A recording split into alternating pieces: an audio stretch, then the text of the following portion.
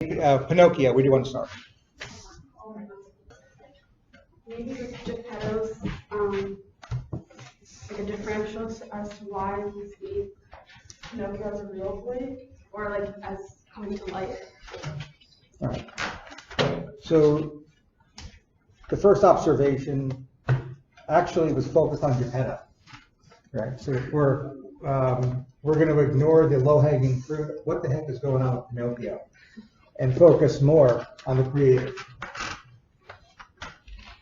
So, any guesses as to where you would start with regard to a case formulation of Geppetto? I guess we could start with that biopsychosocial approach. So with bio, could there be some sort of substance use? Because we did see him smoking a lot. Mm-hmm. Yep. So again, if we're going to identify what's going on with Geppetto, I would assume we're going to approach this as a case of psychosis. I mean, not everyone thinks that inanimate objects come to life, right? Which is why this is a nice movie to pair with Maximum Overdrive. And I'm wondering if what's going on with Geppetto informs what's going on with Bill in Maximum Overdrive, because both are struggling with the same problem, and that is maladaptive animism. Right? So again, animism is a defense mechanism. It's a subconscious process, specifically of the ego, where individuals impart real-life characteristics to inanimate objects. For instance, a puppet. And what might be going on in Geppetto that allows him to experience his puppet as a real little boy. And while that definitely would be in the psychotic spectrum, the direct and physiologic influence of substances inducing that psychosis has to be at the very top of our list. He does smoke. Anybody have a sneaking suspicion that what he is smoking in that pipe is not tobacco? And we definitely want to get a urine drug screen. All right. If, in fact, well, put it this way, what in this film, if included, would have heightened our suspicion that UDS would have come back positive for cannabis? What, if included in the story, would have increased our clinical suspicion that the urine drug screen would come back positive for cannabis? Anything?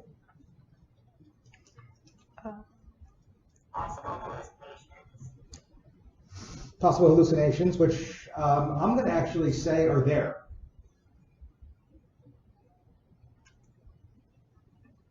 Anything else?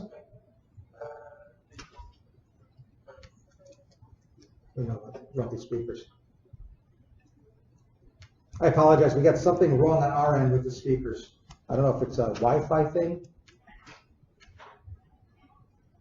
So I have to backtrack. If you have an idea, put it up in the chat room. I will repeat it for purposes of a recording, so no worries there. We're having difficulty with the speakers.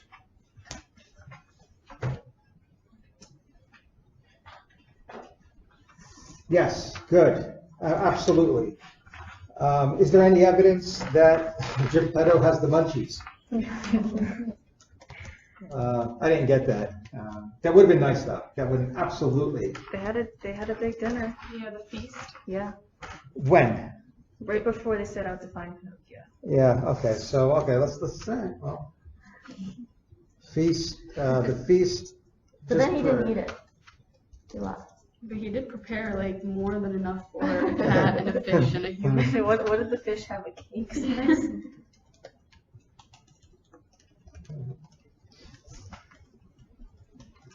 We would not expect cannabis intoxication to include abnormal sleep patterns. Not to say that it can't. Lower energy, slower motor skills, sure, okay. Paranoia, definitely. Paranoia, definitely. And I can see paranoia being part of the description of this character.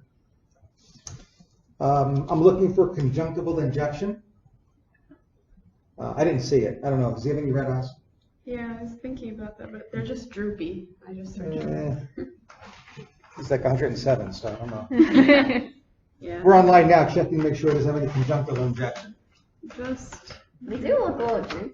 I think it's just because he's old. They are good for you. Needs some more collagen. Yep. And the other thing, I mean, we're not going to find it with regard to the film, but tachycardia is something you should keep in the back of your mind too. All right. And the other is dry mouth, cotton mouth, and I don't know. I'm not sure we actually see that either. So, unfortunately, I don't have a high clinical index of suspicion when it comes to cannabis use or cannabis intoxication. So let's say that the urine drug screen does come back, it comes back negative, right? Which would be consistent with our suspicion. Is there a way that tobacco can actually induce perceptual disturbances?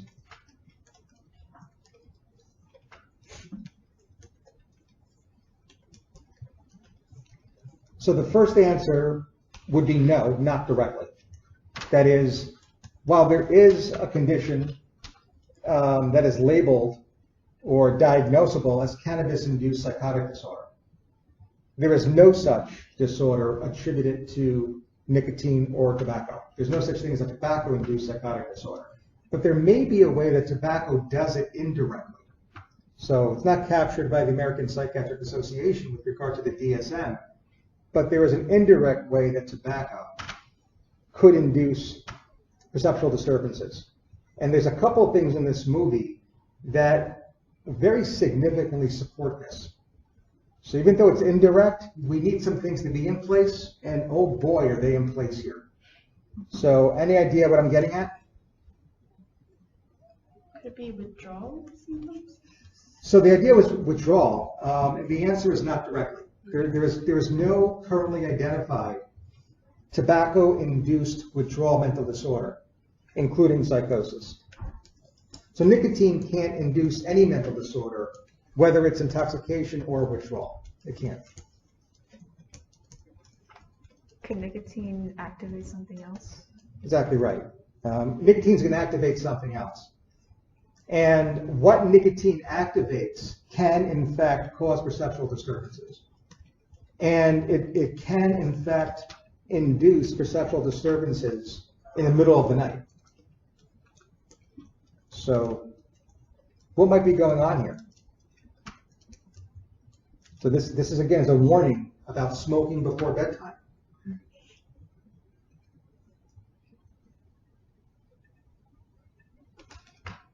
So this gets to a discussion of another drug, which is not overtly observable in Pinocchio, called ayahuasca. And I don't think that we actually have our protagonist using ayahuasca. I don't know, does he drink tea? Is there a scene where he's drinking tea? I mean, that would be helpful, because ayahuasca is usually brewed as a tea. I think you only drink ocean water. But that's even after, though, he sees the blue fairy. Yeah, we need him drinking tea before the blue fairy. That would be perfect. Now, there's a teapot there. Yeah, I'll post that on Instagram. The rest of the world will have no freaking idea why we're posting teapot or Geppetto on Instagram, but this group knows that ayahuasca is usually brewed in the tea. Now, if you drank ayahuasca tea right now, what is likely to happen? Throw up. Oh, nothing. Nothing. Why? There's no nicotine. Right. It's not active. It activates the DMT, right? Mm-hmm. Ayahuasca, when simply brewed in tea, when ingested, is not psychoactive. The ingestion is of an inactive constituent that is activated once you actually take it, which is why when natives use ayahuasca in spiritual ceremonies, they actually put a vine in the ayahuasca. And that vine contains something called a monoamine oxidase inhibitor. And that monoamine oxidase inhibitor activates the ayahuasca. I don't see any vines in this cabin. Other than the vine, other than the MAOI, what else can activate ayahuasca? And Alexa got it. Smoking. Exactly right.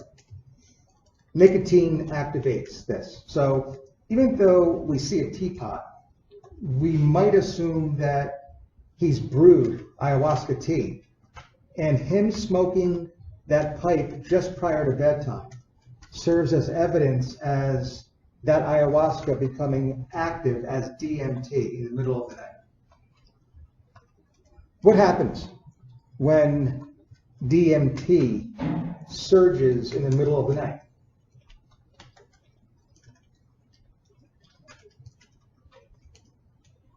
Hallucination? Yeah, visual hallucinations. And exactly right. Alexa posted it. Isabella posted it. Perceptual disturbances in the form of visual hallucinations. And what happens to our poor Geppetto? He actually has a visual hallucination of a blue fairy. And matter of fact, he has some insight when he sees that blue fairy because, number one, it's terrifying, which is very consistent with the ayahuasca-induced visual hallucinations, very terrifying. And number two, he yells out, "I'm dreaming," which is true. What ayahuasca does is it desynchronizes sleep so that during periods of micro-arousals, 3 a.m., the individual is REMing when you should not be. During a micro-arousal, you're in stage 2 of sleep, which is an earlier stage of non-REM sleep. But if you have some desynchrony and your stage 2 overlaps with an episode of REM, not only will you have the micro-arousal characteristic of stage 2 sleep, but you'll also have active dreaming as well, and that will manifest as a wakefulness visual hallucination. And that's exactly what happens here.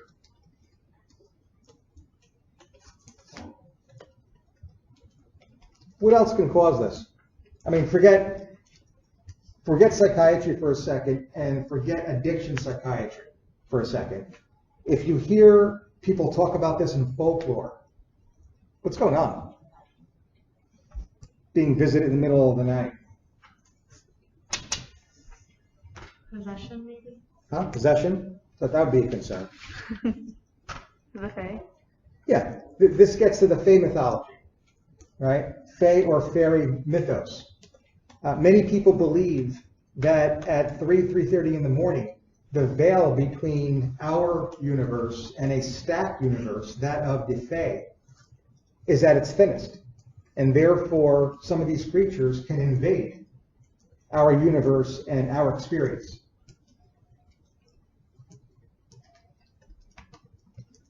If that's the case, if Pinocchio the film may actually be taking advantage of the Fae mythos, any guess as to what type of fairy that blue fairy is? There's like what, 50 to 100 of them. What type? Who's who's the student that emailed me before? I forgot. I apologize for getting your name. That was interested in Fae mythology. I don't know if they're actually on this call. What's the call? I don't want to pick at anybody, but any guess as to what Fae or fairy this is? And yes, if Fae invades your bedroom, I think most people would deem that as a haunt. I don't think anybody would consider that to be a normal occurrence. So I think one of the Faes that I would consider here is called a changeling. Anybody here familiar with a changeling? Changelings are fairies that abduct children and in their place leave a doppelganger. So now all of a sudden there's a couple things to consider here if we revert back through the lens of a psychiatrist, and that is the doppelganger syndrome, otherwise known as reduplicative paramnesia, which is a type of delusional or psychotic syndrome. The delusional belief that your current situation and your immediate environment exists in two places simultaneously. And perhaps here the bridge is that doppelganger, as well as the individual, that little boy, perhaps named Pinocchio, that was abducted by the Fae, who is now in a Fae universe, a stack universe.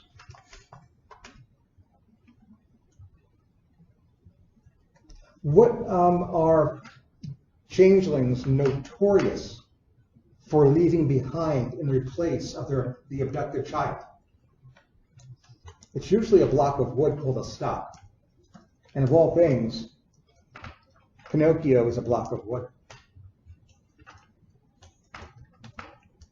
So, and yes, these are evil fairies. These are not fun, loving, cuddly fairies.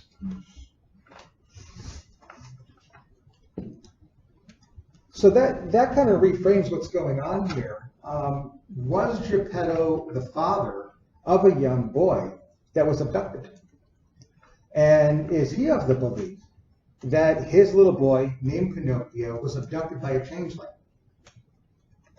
And instead of our looking at this as like a Pygmalion complex where we have a wood carver that creates a puppet and due to loneliness wishes that puppet wishes upon a star for that marionette to come to life. Maybe instead he is wishing that that stock that was left behind by the changeling was really his son who he misses. Now, if Geppetto came to us with that chief complaint, we would probably have some difficulty believing him.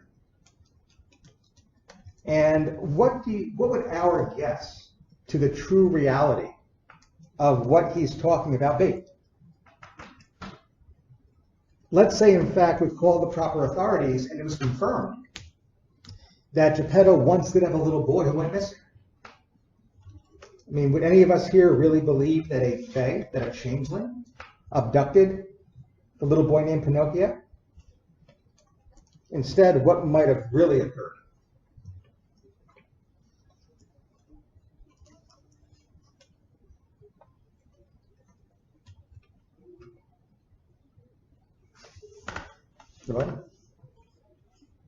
This gets to the other conspiracy theory we discussed about what Pinocchio was really about, and that's human trafficking. Right? Yep. Exactly right. He either died, and Geppetto is in denial with regard to accepting the death of a young boy, which absolutely could happen, or that he was abducted in real life. And if you go with that second option, you do know all over the internet, there is a conspiracy theory that this cartoon is about human trafficking. And what Pleasure Island really represents.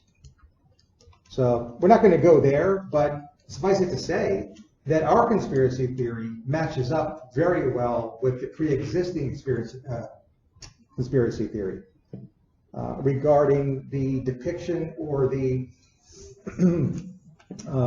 deciphering of Pinocchio as a fictional case of human trafficking. Any other thoughts about Geppetto?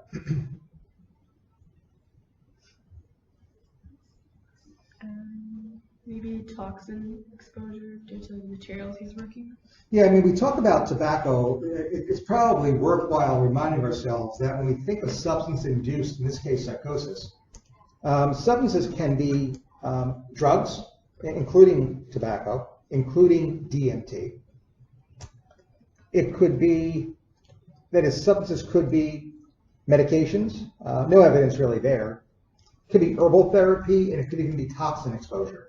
And for a wood carver, with all that paint, toxin exposure also should be high in our differential diagnosis. So paints are solvents, and the vapors of solvents are certainly one of the 4 classes of inhalants that can lead to neurotoxicity that would include perceptual disturbances. So we would have to work that up and definitively rule that out as well. So yeah, toxin exposure, and this here is an occupational hazard given his being a painter as well as a wood carver.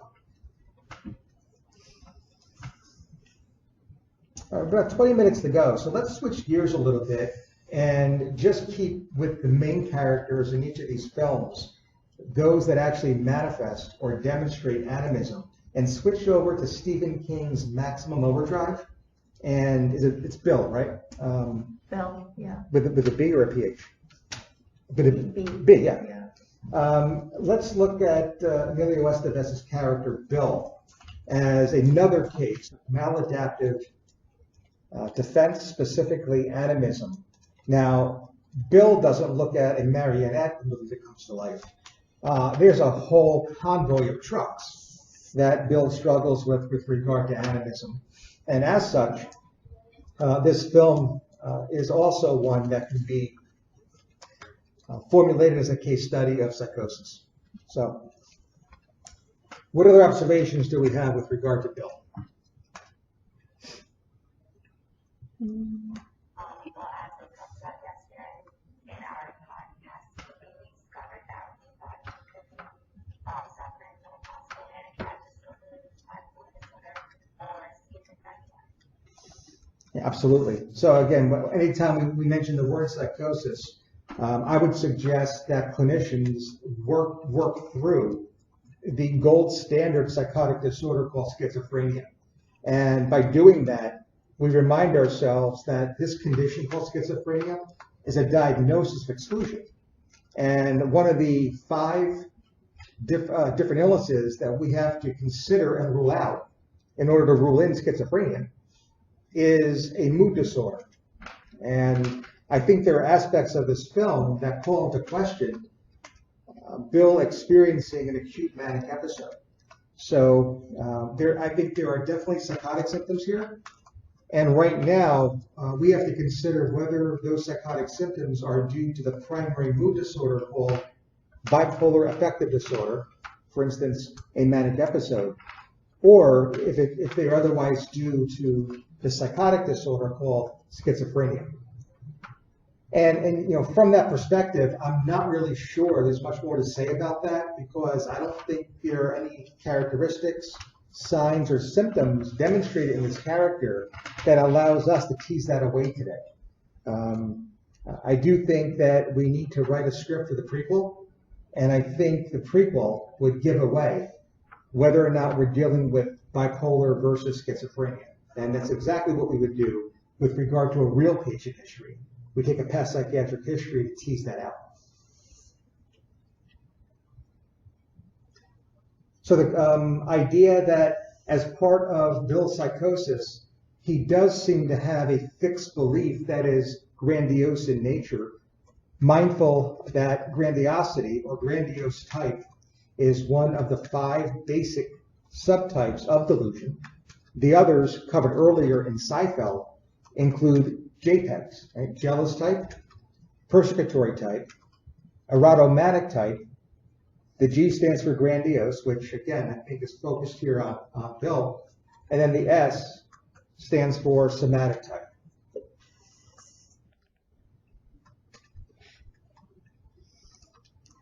Having identified that, and I absolutely believe that's true, I think there's a hero archetype here. I do believe that's true. That doesn't really help us with regard to whether or not that delusion, now specifically that grandiose delusion, is in the context of schizophrenia or in the context of bipolar disorder. That is, the specific subtype doesn't really specify the etiology. So we're still waiting on the past psychiatric history. Some of it, is kind of lent to us with regard to his having been in jail. But again, nothing that really allows us to confirm the primary mood disorder versus the primary psychotic disorder. Any other thoughts about Bill?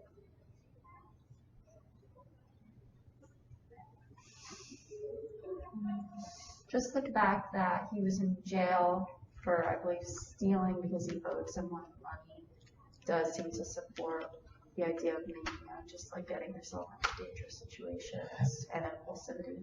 Yeah, I mean, the comment is that the one piece of evidence that the jail time was the result of his stealing due to his owing money may be more consistent with a manic episode, right? High-risk behaviors, incurring debt. and then impulsivity with regard to stealing to cover that debt.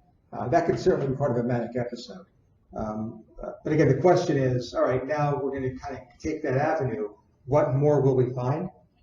Will we come up with the 4 additional or the 3 additional symptoms that we are required to see and document in order to rule in a florid manic episode? And again, I think that question really remains to be seen. Observation that he doesn't really sleep that often in the film. Well, yeah. I don't see him sleep at all. I remember him sleeping. So that could be, and again, that's a great job there, because I think when quote unquote normal people watch this film and don't see the character sleep, nobody thinks anything of it, right? I mean, why would you look for character sleeping? The observation that he doesn't sleep is a product of now actively watching this film from a completely different, that is, clinical perspective. And that pertinent negative might actually be more meaningful than the average eye would actually have caught. So I don't disagree. He doesn't sleep. And for a group of psychiatrists and future psychiatrists, it's potentially meaningful.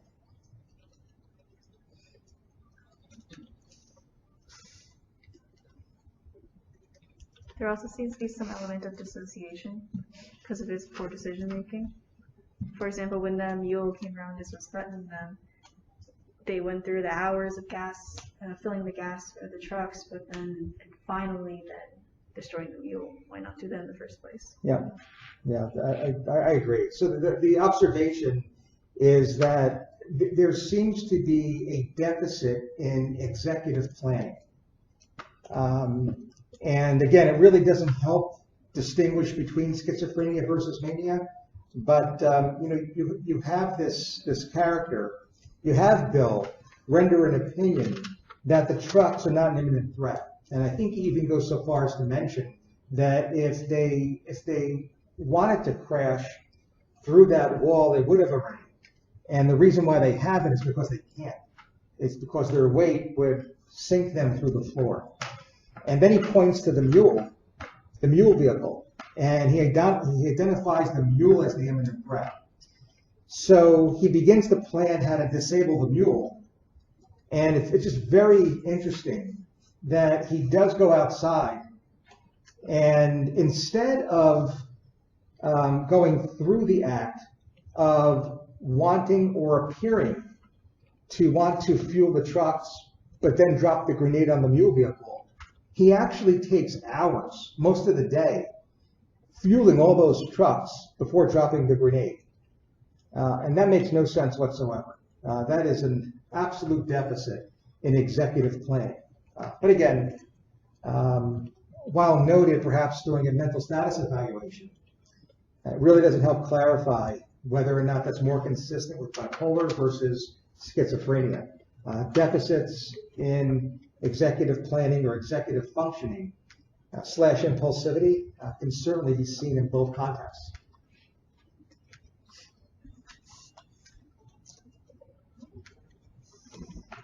Coming up at 10 minutes to the hour, any final thoughts on Stephen King's Maximum Overdrive? Could we talk about the soundtrack? You can always talk about the soundtrack. Oh, yes. You're asking the wrong person. So I've often made the comment, as many of you may have appreciated, this is probably by far the worst movie I have or ever will assign students to watch. And that's by design. Right? It's by design. Initially, to make note that this was Stephen King's director's debut, and he has not directed a single film since. Right? So I think that's noteworthy. That's that's certainly part of a Jeopardy question. So if you're going for double Jeopardy, and when you win millions, I want you to at least reference me and thank me along with your parents as your awarded champion. I think more importantly, though, is the role the soundtrack plays here, because the soundtrack is by far the most redeeming quality of this film. Right? It is by far. And I just find it interesting. This is a little bit of loose associating. But the metal band AC/DC is the soundtrack. And AC/DC is energy. right? Taken in a different context, AC/DC is energy. And when we begin to formulate psychosis, which again, I believe Bill demonstrates, we're not going to talk about schizophrenia, and we should not even be talking about bipolar until we first talk about a potential substance-induced mental disorder. And when you merge the idea of a substance plus energy, you come up with stimulants. And from that perspective, this could be a stimulant or cocaine-induced disorder.